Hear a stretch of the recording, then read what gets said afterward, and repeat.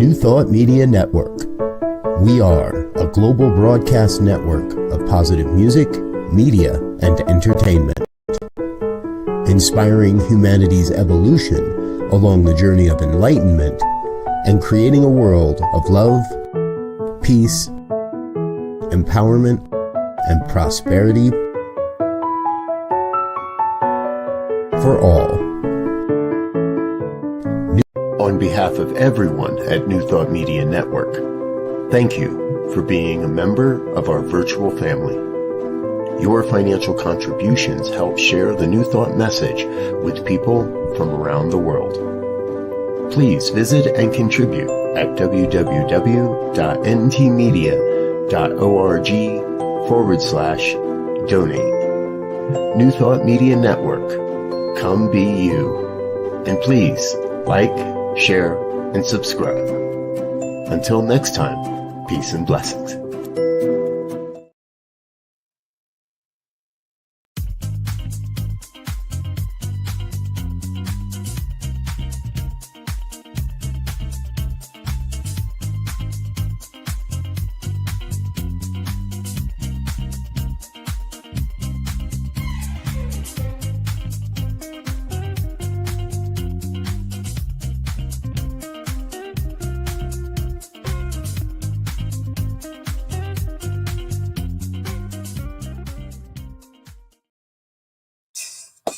Hey, are you dancing with me? I don't know. I got this thing about the theme song.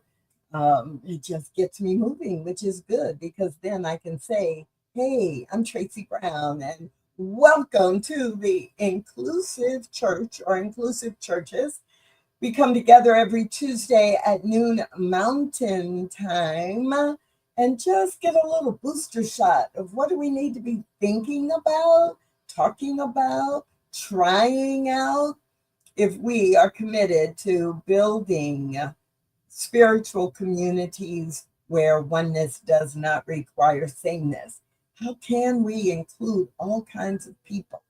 And if you are so inclined, I'd love for you to say hello in the chat or the comments so that I know you're out there and I can acknowledge you. And throughout our show today, feel free to do the same.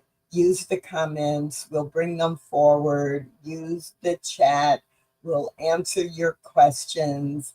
And I'm glad that you're with me. So, two things I always try to remember to say.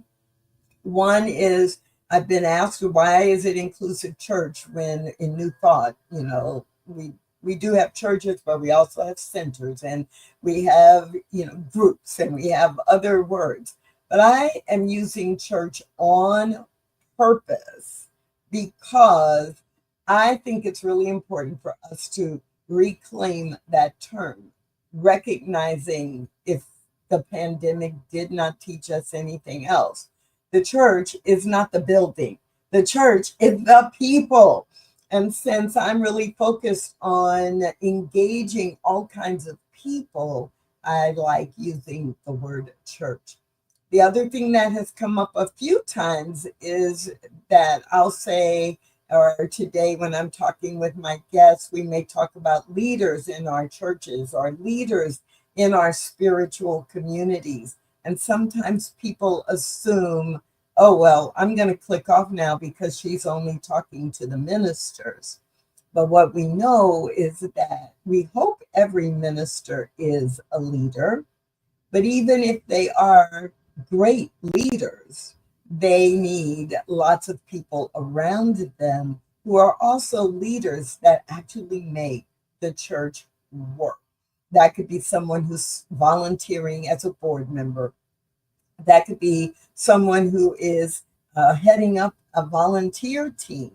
That could be someone who is teaching a class or someone who is donating a significant amount of money in order for the ministry to be able to serve more people. So we have all kinds of leaders. And when we're talking today and every week on Inclusive Church, and we are talking about all the leaders.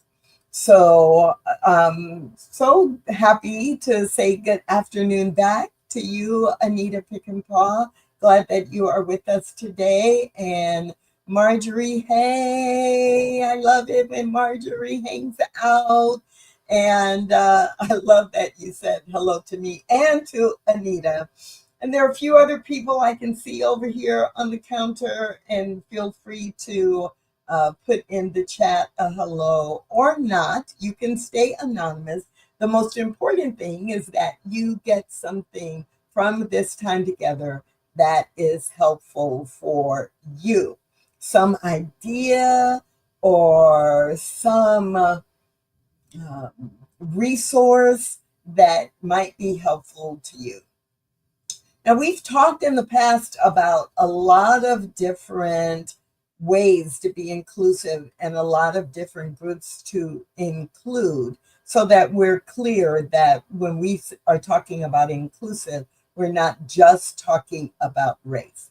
And so today I am so happy to be visiting with Reverend Vicky JETER, and we are going to focus on what does it mean and what does it take to include people who are experiencing physical, mental, or emotional challenges, and how that can impact the community, and how the community can impact the experience for people experiencing these challenges and their family members or friends who attend events or services with them. So, as you probably know, many of you, if you've been with us a while, when I have a guest, we plan out for about 45 to 50 minutes as we're having the conversation, which is different from the weeks when I am simply giving you tools or tips, where we try to keep those episodes around 30 minutes. So buckle up or relax, and we'll be going for about 45 to 50 minutes today with Vicky. So, as I love to do, I'm going to tell you three things I know, three random facts about Vicky JETER, and then we'll bring her in and we'll let her tell you other stuff about herself. So I first met Reverend Vicky JETER before she was Reverend Vicky JETER. When I met her, she was a licensed practitioner within the CFL. And so one of the things I can tell you is that from the very first conversation we had, I was so impressed or impacted by the depth of her consciousness, that she wasn't, being a Buddhist monk or, coming across as if she thought that she was better than other people because she was so spiritual. But just in the conversation, it was so clear that she weaves in the spiritual principle into everyday life experiences. So that's one thing I know about the Reverend Vicky JETER. A basic thing, a basic random fact about Vicky is that she is the spiritual leader for a CFL spiritual community in Kentucky, and she can say more about that. And the third thing is, it's hard. There are five more things I want to say. Okay, the third thing I'm going to share is that she is passionate about, no, and no surprise that she agreed to come on the show, because she is passionate about inclusion, and she is passionate about how we integrate our spiritual understanding into the way we show up to be inclusive in our everyday lives. So those are my three random facts. And I am going to welcome you, Reverend Vicky, to the show. Hello, Tracy. I should get a little applause sound effect So when I bring people in, it could be applause, applause, applause. Ah, welcome, welcome. What else do you want people to know about you? Thank you, Tracy. I enjoyed hearing the three things that you would choose. And first, I want to say hello to the listeners today. Thank you, thank you, thank you, either now or later. So excited to know that there are people that we're sharing with. And so, three things. Um, I to amend or expand upon one thing that Tracy said. I became the senior minister of Louisville Center for Spiritual Living as an online community. I actually became the senior minister in June of last year. And prior to that, I was the spiritual director for a year. And absolutely love the work that I do. Absolutely enjoy working virtually. And so that's one thing. Other things that would be good for people to know, perhaps, is I'm also, if you notice, probably somewhere in my identification, there's a PPNE. I am a pre and perinatal educator, which addresses the journey coming in to life from spirit, stands for pre and perinatal educator. And for me, when we talk about inclusive church, one of the things that I encourage people to recognize, including, is the journey that we took to come into being human.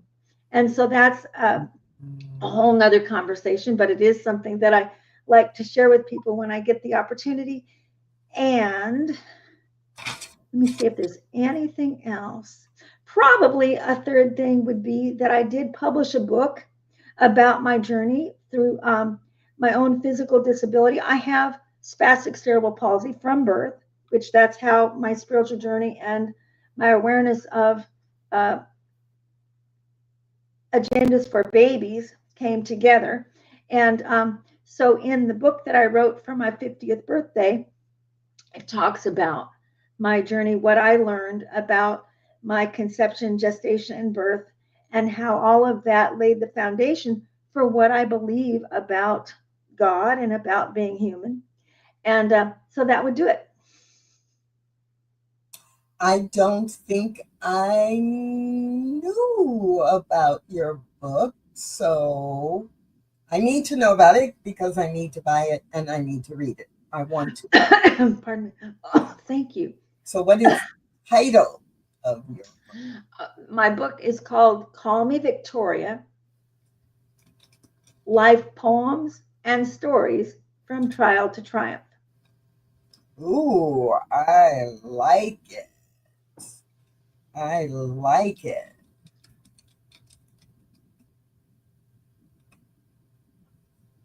I like it. Thank you. Yeah, it would certainly serve anyone listening for this particular conversation because it talks a great deal about how I integrated from, say, being in a special school for handicapped kids until I was in the 6th grade. And then in the 7th grade, I was mainstreamed into regular school and public school. And that was quite the transitionary process. And then my book has a whole section on that and then other things that lead from there. I didn't even think about that, but yeah, that's very. Yeah, so here's a place that is perfect to dive into because when you were young and when you were in your early years of school, right, the programs were for handicapped children or handicapped students or handicapped people and parking spaces for the handicapped. And then, as we've evolved, people hear the language now more of disabled or people with disabilities. And then as I talked about, what our focus is today, I used in the summary, right, including people with physical, mental, and emotional challenges. Right. And so it's like this languaging stuff. People are always asking, like, well, does it matter what language I use? And, so what do you use most often, most frequently, or when do you use different uh, adjectives or different words for different things? Um, so it's a very good recognition that different terms can apply best at different times. For myself, I learned in my early adulthood that I'm not sensitive to any of the terms. Someone asked me one time, one of my uh, ministers, in fact, asked me, he heard someone referring to me as handicapped, and he said, "Does that bother you?" And I said, "No, because for me, people are going to engage where they're coming from what they know and what they're able to make of it. And it's meaningful to me if someone will engage using whatever term they understand rather than being afraid to say anything at all. And then there's no connection made because they didn't know what to say, which I understand happens a lot. And so, however, someone begins a conversation or a question or whatever, I'm just happy that they cared enough to ask or say wherever they're coming from so that we can have that conversation about how to come together in a way that is comfortable for me and comfortable for the people involved in the circumstance, whatever it might be. Yeah. And then with regard to your question about so for myself, the word challenges works the best because uh, my orientation is that there's a great distinction between the term disabled and having a disability. A person is only uh, actually disabled from doing something if they themselves are identified with being disabled, in my experience. Whatever someone's challenge is, even if it's not something that's identified that we see normally as quote unquote what is called an identifiable disability, if a person is in a circumstance and they identify themselves with, oh, that's what I am. And so that's going to be, the overarching thing that impacts everything that I do, then that absolutely can become a disability to that person. If you take a disabling challenge and you say, this is a challenge, but whatever my goal is, whatever my intention is, I will meet it one way or the other, then nothing has to hold a person back because it's not that things that are happening don't need to be engaged.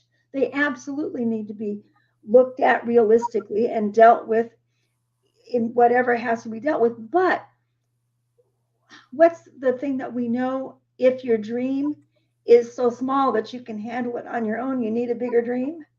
Well, Yeah. people that have particular challenges, whatever their challenges, if they can dream big enough, then they can draw enough people around them to do the doing or whatever that the physical restriction or mental or emotional restriction would keep them from doing.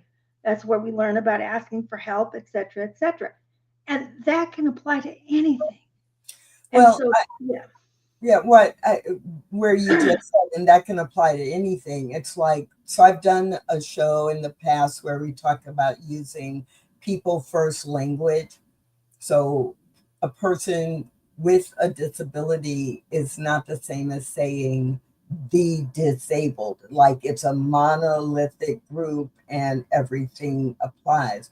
And it is similar to the challenge around identity and whether you identify with the limitations of that group. So I'm very, very proud and grounded in being a Black woman, being Black. And that means a lot of things to me, but the definition of it is not identified with what people would say, here's the limiting box. The box you're in. So I could imagine Well, and I can even use my dad as an example. So in his later years, he experienced 3 different amputations as a result of the progression of his health conditions. And he would say, if he had the language of today, he would say, um, I have a disability. I have a disability. I have a physical disability. And he would say, but that doesn't limit me, or that doesn't, as you implied, it doesn't automatically mean I can't achieve my goal. It just means I may have to take 3 extra steps, or I may have to get some help or support, or I may need to plan an extra hour in the morning so that I am fully dressed and have transportation to get to church on time. So having a disability or being disabled does not preclude me. Because he said it not in exactly those words, but he said many times, which I think got in my head about all forms of physical, mental, and emotional challenges. He would say over and over again, well, why do you think I can't do that? I just may have to do some extra stuff, but I can do that. I can go to that event, or I can go on a 2-week vacation on a bus tour. I can do those things that I've always done, even though I'm using a wheelchair for mobility now. So I think you make a good point. And people are afraid of, I'm going to say the wrong thing, so I just won't say anything at all. So I think that is a challenge, although you and I both are like, yes, have the conversation and be willing to, I'm going to use the word correction, because if someone does say handicapped in my presence and they're talking about, okay, we're talking about inclusive churches. So if I'm at a spiritual community and they say, oh, we have I don't think we're equipped to welcome handicapped people, I will probably say, so tell me more about how do you define handicap? And I will, ask some questions, and I will suggest that, most frequently now, terminology changes over time, but most frequently now you will hear people you saying people with disabilities, and let's try that on as well, because you will meet different people who have different feelings about it. Right. Or you, just like with our pronouns, right? We ask people, or we listen to them to see if they tell us, or we ask them, what are your pronouns? We can ask people if it's appropriate, if there's a reason to ask, not just general knowledge, but if there's a reason to ask, like, oh, I am going to bring you up on the platform for, for an announcement or to do prayer. And I may need to ask someone how they identify themselves. So one excellent thing that you brought up there, when you were saying, if someone's perceiving it doesn't feel like we're ready to welcome in a particular challenge. One of the things that it's difficult, but it's so consistent that it tickles me. In public places now, lots of public places have those automatic doors where there will be a great big metal button, and you can push that button and it will open the door for you, and then you go in. Okay. And the thing that tickles me about it is for some modes of challenge, such as people that are in electronic wheelchairs or someone being pushed by a chair, that can work just fine. Someone such as myself, who is on Canadian crutches or walking with a cane, the door doesn't stay open long enough. And so actually that situation can be more precarious for me because I can get in the middle of that door, and if it starts to close, I got a challenge because those electronic doors are very strong, the pressure behind them. And so this is what the point of what I'm wanting to say. Bless any people who are thinking engineering wise about what would we need to support various challenges, whatever the challenge might be. The thing to do is absolutely start making your first best guess, but then find someone who has that challenge and have them to test it out for you. It flabbergasts me. I don't know how much money might have been invested in all these public places that have those things. And maybe they do have a timer they could do. Maybe they could just extend that timer and make the door open a little longer. But you can tell instantly that they didn't think to actually have various ranges of challenge to use those doors going in. God bless their hearts. So just that. So, if you're arranging something for someone who might not have clear sight, or this or that and this and such, it might seem like you can presuppose what they would need, but so much can be learned by actually having them test it out.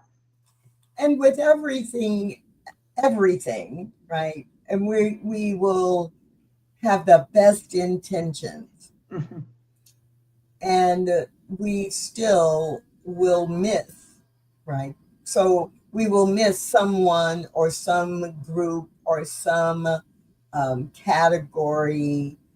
And so the other piece is that comes to mind for me is that even when we have an accommodation, even when we have a redesign, even when we have, for example, provided information / training maybe for the greeters in our church, that we also have to say, and this is going to work for the majority of people who we've designed this for. And even though we did talk to and test it out, with a dozen people or 100 people, what are we going to do if someone comes along for whom this does not work? Like, we tend to think, well, we've done the solution, and so now, We're all set. Yeah. we're done. And then when someone shows up, it doesn't work for, they're the problem, right? Instead of saying, oh, well, what do you need, or how can we accommodate that, or what do we need to adjust to make our environment work for you?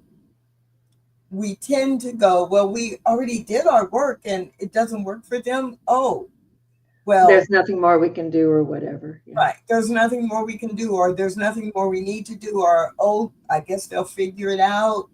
We kind of get dismissive.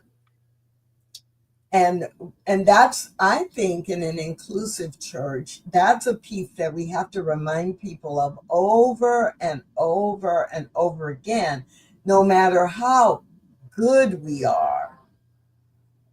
We don't know everything that every person needs. And so we always have to be alert to being, to doing something different that we didn't. And kind of like an atmosphere of flexibility.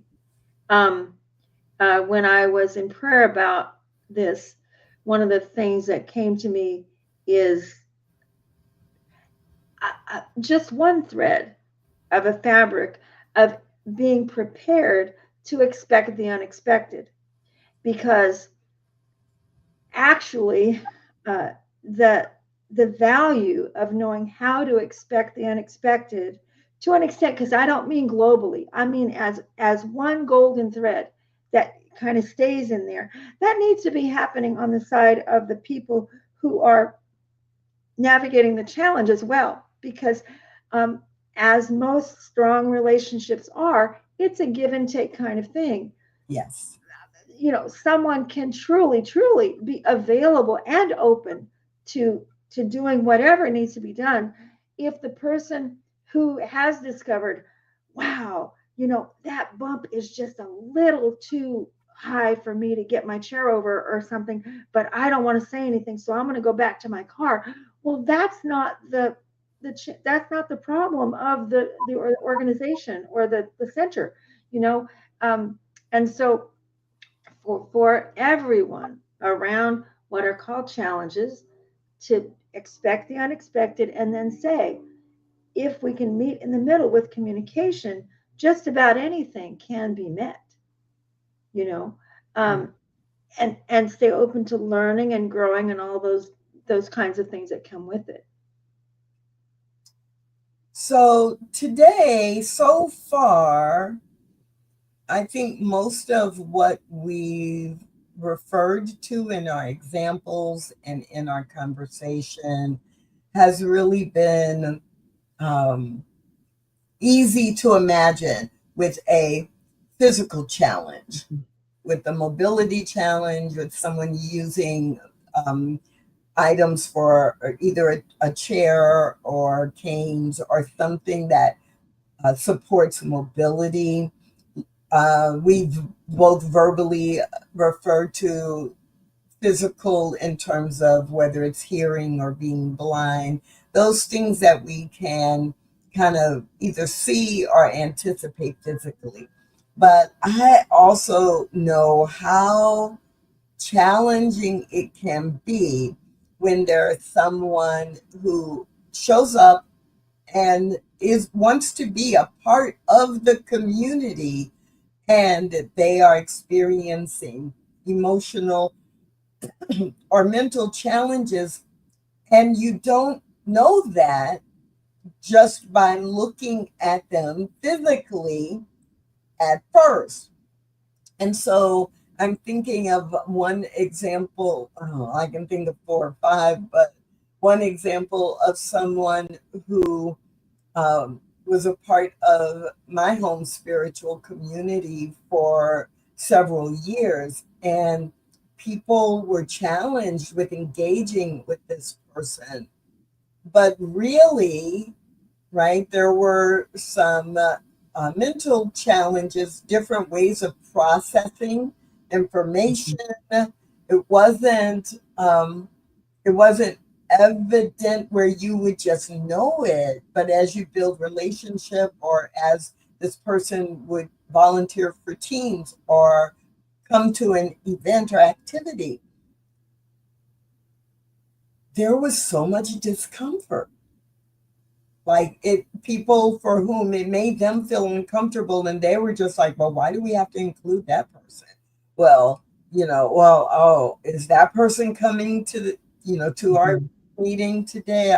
Or they're going to be in this class for the next 8 weeks. Oh, maybe I should just wait until the next time it's offered. And that surprised me. But I have seen it happen over and over again. So, you want to share an example you have, or what advice? Sure. Yeah. I'd be happy to do that. And thank you for monitoring, giving us room to do the different types of things. For me, in those scenarios, which certainly I have seen, and I have been in ways caught up in before people have had a chance to get to know me. One of the things that needs to be expanded for a community who wants to be inclusive is the idea of choosing our values, because if I have had a conversation with people who have the feeling like, oh, if this person comes, it's going to change the whole atmosphere of the class or whatever, and maybe I don't want to do that. Well, then it's about stopping to say, asking a person to reflect for themselves. What does it mean to you if this person's going to be in this class? Because if people are able to take enough time to assess, they're the ones that are expressing being uncomfortable. And so if a person is expressing being uncomfortable in the presence of another being, that's an opportunity for introspection and self-empowerment to find out what is it that just having someone participating in something would change my experience of it. And actually, this conversation we have had talking about how it seems to be some human nature for cliques to develop, even if we don't mean to. Within a church community, some people get to know each other better than others, and then they start sitting together, and consciously someone will say, oh, I'm inclusive, I love people and I can learn to love anybody. But then if someone new comes, or something that has a particular kind of challenge, and maybe it's not something that can be seen, because absolutely, thank you for naming, there are challenges that are not overtly visible, and those kinds of things can be that much more strenuous for both the person dealing with it and groups that they want to become a part of. And so if you say to someone who has a tendency to say, I'm inclusive, and then there's an example, and maybe it's happened, and you have a group meeting and you say, so I noticed that this person started to come your way, but then didn't feel welcome and turned and went the other way. And maybe this has happened for more than 1 week in a row. So then we have to say, okay, what is it that's causing that feeling that there's not a true welcoming for that person to come in? And what are our true values? Because the reason why I put it that way is that sometimes people have responded, well, I really needed to go to church for me today, and I really needed to be comfortable, and I'm comfortable with these people. And then if something different happens or comes, then the feeling that I wanted and needed wasn't there, and my whole day just falls apart. And then I leave church and it wasn't settling for me. And I think it's a growth factor. It's a growth factor in what we are valuing and how we're valuing it. Because one of the things that this leads to, in my experience, when I think about unity, the science of mind teaching, there's one source, and then we are one with it. And that talks about, like, it's a unit, like we're in a unit with God, but we can talk about unity, but actually functioning in human terms as a unit together is a different kind of practice. And that's where we kind of have to look at our values and say, how do we maintain being a unit without summarily, leaving certain people out and so forth, because we don't want to adjust the unit to make room for them, and yeah, it's you just reminded me. I end up saying it so often that one of the misconceptions about inclusion is that many people will say, I'm inclusive, or yes, we are an inclusive community, like come and be with us. But what we in our subconscious are thinking is come and be like us instead of come and be with us, and then let's recreate who we are together. Many people instead translate that into come and be with us, get to know us, be like us, and if you're comfortable, then you can stay. right, you're as comfortable as we are, then you have found your community. But the truth about being inclusive requires all of us to contribute, which means no one group or category of people is making all of the adjustment. Different people are making adjustments in different ways for different things in order for the whole community to work As a unit together. And I think we don't talk about that. We don't highlight that enough because it still happens a lot. Marjorie has added, perhaps one approach to including those with emotional, mental, or developmental differences is to offer classes or experiences in learning how to be comfortable with being uncomfortable. Oh, Marjorie. Learning how to be comfortable with being uncomfortable. You have got something there, Marjorie, because we don't do enough of that. That being uncomfortable is part of it. Mm-hmm.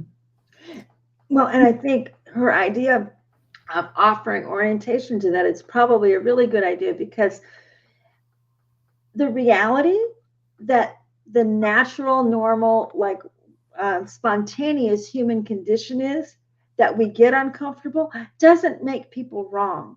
You know, in conversations, talking with empathetic people, if we're looking at how do we get more empathy, how do we make more room for just about anyone to walk in that door, and it can be like those people who are challenged with that are wrong. Well, they should just be more inclusive, and why do they get uncomfortable just because this person's going to be in the room? But it's an emotional reality. And so one of the pieces of that is making sure that people who are feeling challenged by the challenge have room to discover what would they need to be more comfortable, because it's not about the person. It's not about the new person coming in. Like I was saying before, if someone's feeling challenged, it's their challenge, not the person who's changed the environment in the room. And so these kinds of things make room for such deep introspection. It's one of the most straight and narrow paths to your relationship to spirit and your relationship to yourself, to investigate these kinds of things. Because the other truth about this, because we all have our challenges, there are people who come into our space who might make us uncomfortable. Guaranteed, there are people out there that get uncomfortable when we come into the room. Amen. And that's another piece that sooner or later, and I have suggested to many people over the years, please go put yourself in places where you are the quote unquote minority. Like if you're accustomed to everything being comfortable for you, or the norms, you are used to being in an environment where the majority of people are the same race or the same gender or the same age group, whatever, most of the time I'm in environments where there's more similarity than differences. Yes. Then I recommend to them, like, intentionally, like, go shop at a mall that's in a neighborhood that's very different from your own, and see how you feel, because people look different, or maybe the majority of people are speaking a different language. Mm-hmm. Go to a grocery store. If you don't speak Spanish, go to a grocery store in a neighborhood where the majority of the population speaks Spanish. And, it's a controlled environment. You're going to go in, you're going to buy groceries, you're going to be there 30 minutes, right? 40 minutes. So it's not, life threatening, but notice how you feel and realize I'm just uncomfortable because it's a different environment, but I'm the one. So then notice, how are the people who are in the majority responding to me? In many cases, they're ignoring you. They're not uncomfortable because you're there, or they're welcoming you because they see that you're not used to being there. And like if it's the grocery store, somebody's gonna ask, like, they're going to start talking to you in Spanish and see you don't understand. And they're going to switch to English, or they're going to find someone who speaks. Who can. Right. And it's like, oh, that can be a model for you if someone, is in your environment that you're used to. But if you don't have enough of those experiences, you just feel the discomfort and will either shut down or escape. Mm-hmm. And so quickly, yes, indeed, so quickly.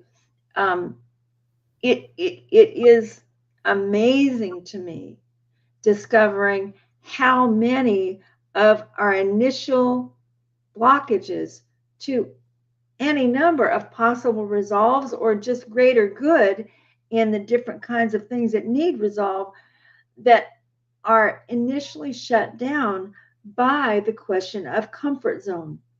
And if people could recognize the power of our internal comfort zone, because it happens so automatically, like when we were talking about people who believe that they are inclusive, and they wouldn't imagine if you said, did you know this is going to be a problem for you? They'd like, oh no, that wouldn't be a problem for me. They don't realize how profoundly impacted that we are by what our comfort zone is. And just as a little test for people who haven't thought about this in a while, most of us have seen this test in different kinds of workshops and stuff, but it's like that same thing where human beings tend to get up in the morning and dress themselves in the same order every day. It's just something that naturally happens. And if you intend to get up in the morning and dress yourself like backwards, like if you normally put your socks on first and work up, go the other way and work from the top down, you're going to find out it feels like you're in a foreign land. And it's that same principle applies with all this stuff. Anything that challenges our status quo comfort zone is not going to feel like something that we want to do. And that's part of recognizing where we just need to become that much more flexible so that we have room to say, we can be more inclusive, but we just need to give ourselves a chance to have the structures that everybody needs to be able to be comfortable. Ultimately, it just takes time. Right. And we develop a new comfort. So the comfort zone we're in it works for us. And then, as Marjorie said, if we recognize we're in discomfort, another way to think about discomfort is, well, if this is my comfort zone, then this next area out is my growing zone. So I'm uncomfortable because it's giving me an opportunity to grow. And as I grow comfort, my comfort zone goes from here to, oh, now it's bigger. Mm-hmm. Then when something happens or I'm engaging with someone who's different, I get out here and, oh, it feels a little uncomfortable. But, oh, wait, it's not that I am uncomfortable, but when I'm uncomfortable, that's my growing zone. And that works really, really well. And so, one advice or tip I would give to leaders in spiritual communities is have a regular opportunity to expose your volunteers to this concept of getting comfortable with discomfort. With the uncomfortable. And then, creating some ways to practice, because I know in the communities I've been a part of over the last few decades, every one of them, there have been some opportunities where people who are not a part of the majority, who are a part of the community, would be happy to share. Here's what when I came in, what my experience was, but here's how we've grown to be a place where I feel included, and share those stories, share those examples, so that people will begin to think, oh, it's not an exception. We know how to do this. We just have to be present to it. Exactly. And another thing that occurs to me as you're talking about that is the example that was given before about someone being in a class or in a group and participating. Getting used to the idea that there isn't a box that how you function in a class is defined either. Such as what I mean is there might be a question out there and you have someone that hears things differently or has a different way of initially engaging something like a question, and you can, upon learning, like you were saying, it might not be initially visible, but as you learn what it is, you know, for an instructor to be able to know that I can reframe or represent the question in the way that this person can be received. And the other people in the room, especially initially, they may or may not follow what that is, but that's okay. Yes. You know, because there again, someone might think, oh, well, if we're doing it this way for the majority, to change the whole mode of what we're doing for this one or two people, it seems to be sometimes there's something that says, well, we just shouldn't do that. And that's one of the things, what's in the 4 pivots, where we just have to pivot that much and know, yes, it does take extra time. It might take extra planning, but there again, what do we value? If we value meeting everybody at that level, then absolutely you present it more than one way in order to meet people. And that's the same kind of thing for the hearing impaired. As people age, they discontinue being able to hear as clearly, and they might not even recognize it, but suddenly they know they're not getting as much out of service. And if you sit with them and you discover, oh, you're not getting the message, how can we set a place for you, or and help them discover what dynamics would help them to hear better, those kinds of things. Yeah, and I have done a full show with our friend Reverend Dr. Rima Anderson, where we focused on hearing and the deaf community and people who are hard of hearing and the impact of hearing over age. So if anybody's watching and that is a particular interest, then please go to the playlist or simply do a search for Inclusive Church and Raymond Anderson. It was a great show.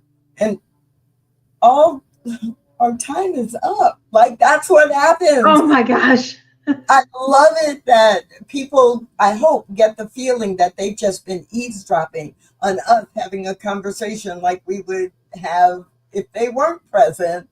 But that's what happens. The time goes so fast. So I'm going to ask you to just take a deep breath. And is there one tip, one piece of advice, or one final comment that you want to share with our viewers?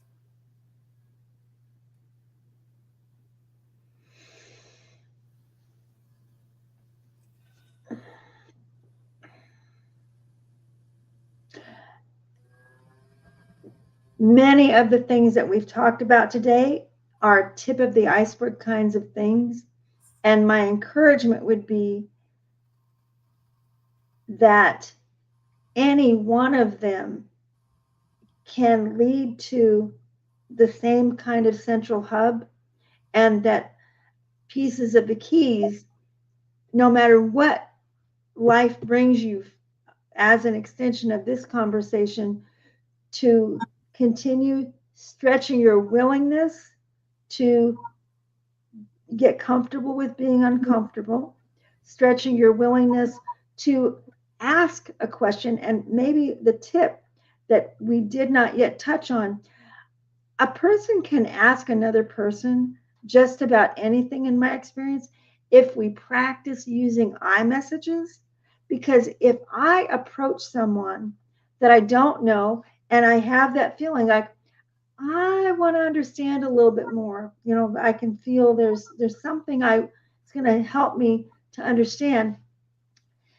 I might approach them and say something like, "Can I just check something out with you? Because I have something I'd like to understand." When you start something with an I message, it doesn't make it about them. And as long as something isn't pointing a finger and saying, "Well, I just don't understand you," then almost anyone is going to be more open to that conversation, because, of course, this person wants to help you if you're having a challenge. And so those would be the things that I would say the most is it's a one day at a time proposition. We're all doing the best we can with what we know at the time. And if we can remember that, not only for ourselves, but for everyone as we're watching dynamics unfold, and then take lots of pausing breaths and come back to yourself first, be willing to communicate in I messages, but keep communicating. And keep checking to say, oh, what would it like? And this is where it takes a little imagination. What would it look like to make something work? Well, those are really good reminders. And I just want to say thank you so much for hanging out with me. And maybe we'll have to do a part 2 in a few months. I would love to. Thank you so much. There's so much rich sharing that can go on, and I think certainly helps me, the reminders. And Tracy, I just bless your dedication. I was looking at some of the things you've already done, and it's just a beautiful thing. So thank you. I would love to come back. Great. Thank you, Reverend Vicky. And everybody else, I just want to thank you too for being a part of the Inclusive Church show today. We're here every Tuesday at noon Mountain Time, and in between you can visit stainedglassspirit.net or check out the Stained Glass Spirit resources on Facebook. My name is Tracy Brown, and I'll see you again next week. Thanks for watching The Inclusive Church with Tracy Brown. Join us again next week at 12 noon Mountain Time.